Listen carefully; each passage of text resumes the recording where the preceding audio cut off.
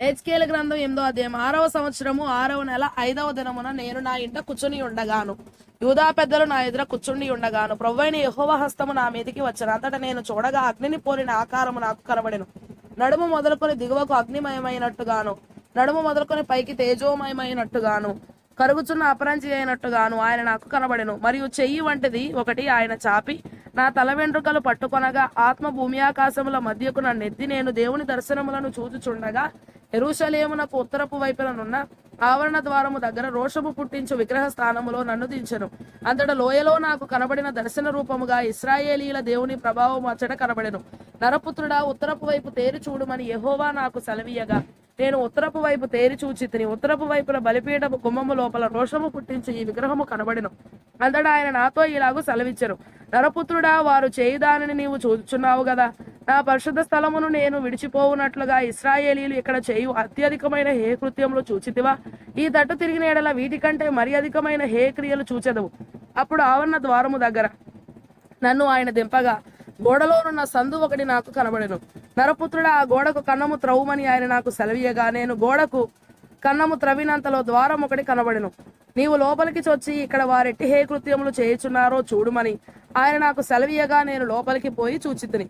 అప్పుడు ప్రాకడి సకల జంతువుల ఆకారములను, హేమైన మృగముల ఆకారములను, అనగా ఇశ్రాయేలీల దేవతల విగ్రహములన్నీయు గోడ మీద చుట్టూను వ్రాయబడి ఉన్నట్టు కనబడెను. మరియు ఒక్కొక్కడు తన చేతిలో ధూపార్తి పట్టుకొని, ఇశ్రాయేలీల పెద్దలు 70 మందియు, వారి మధ్యలో షాఫాను కుమారుడైన యజన్యాయు ఆ ఆకారములకు ఎదురుగా నిలిచి ఉండగా, చెక్కని మేఘం వలె ధూపవాసన ఎక్కుచుండెను.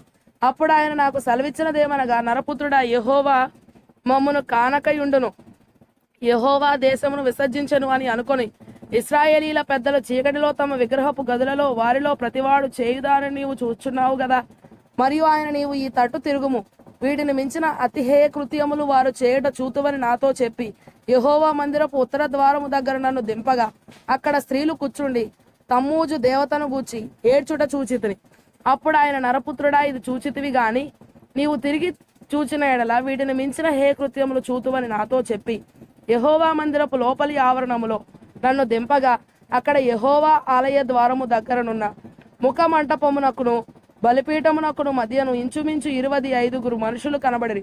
వారి వీపులు యెహోవా ఆలయము తట్టును, వారి ముఖములు తూర్పు తట్టును తిరిగి ఉండెను. వారు తూర్పుననున్న సూర్యునికి నమస్కారము చేయుచుండిరి.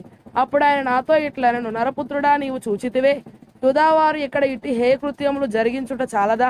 వారు దేశమును బలాత్కారముతో నింపుచు నాకు కోపం పుట్టించుదురు, తీగె ముక్కునకు పెట్టుచు మరి ఎక్కువగా నాకు కోపం పుట్టించుదురు. కాబట్టి కటాక్షము లేకయు కనికరము చూపకయు నేను నా క్రోధము నగుపరచి, వారు నా చెవులలో ఎంత బిగ్గరగా మొరపెట్టినను నేను ఆలకింపకయుందును.